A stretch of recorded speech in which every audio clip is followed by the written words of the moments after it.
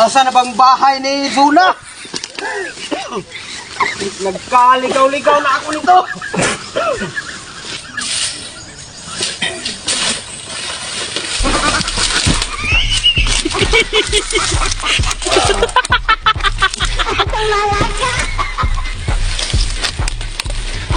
Parang gusto ko nang kalimutan tong parcel na to.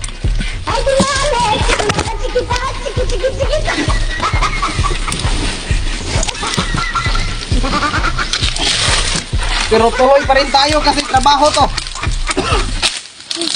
Saan na ba to si Zuna? Nagkaligaw-ligaw na tayo nito.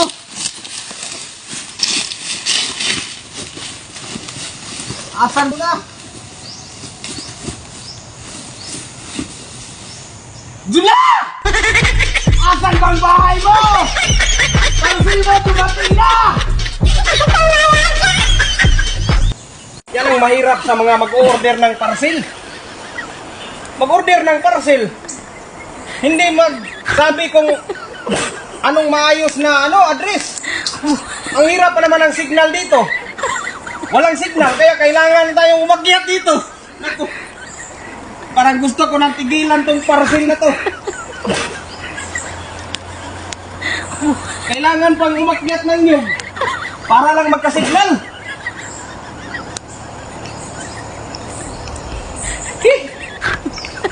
Dito, mayroon na siguro to.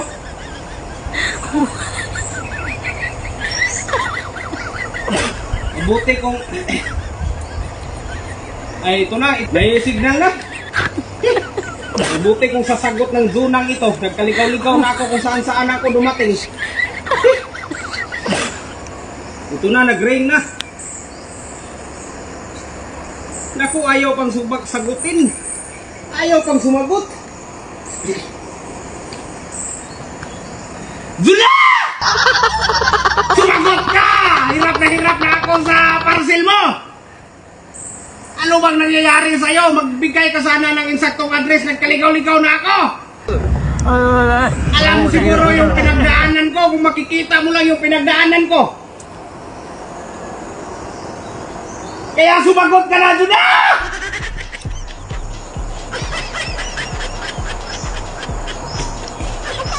Alam mo bang dami nang nagre-request na magpa-deliver ng parcel?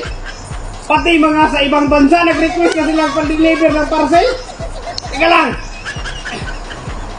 Kayo dyan ang dami na ninyong request na magpa-deliver kayo ng parcel. Pati ba sa ibang bansa? Kaya ngayon, nagkaligaw-ligaw na nga ako dito. Dito ba to sa Pilipinas? No? Nagkaligaw-ligaw na ako. Iwan ko na lang kung andyan pa sa ibang bansa. Nako. Tapos ngayon, ayaw tayong sagutin ni Zuna.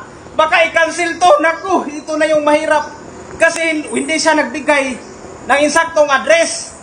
Kaya siguro cancel na to. Bukas na naman tayo. Pero parang tigilan ko na tong parcel na ito. Salamat sa inyong lahat sa panonood.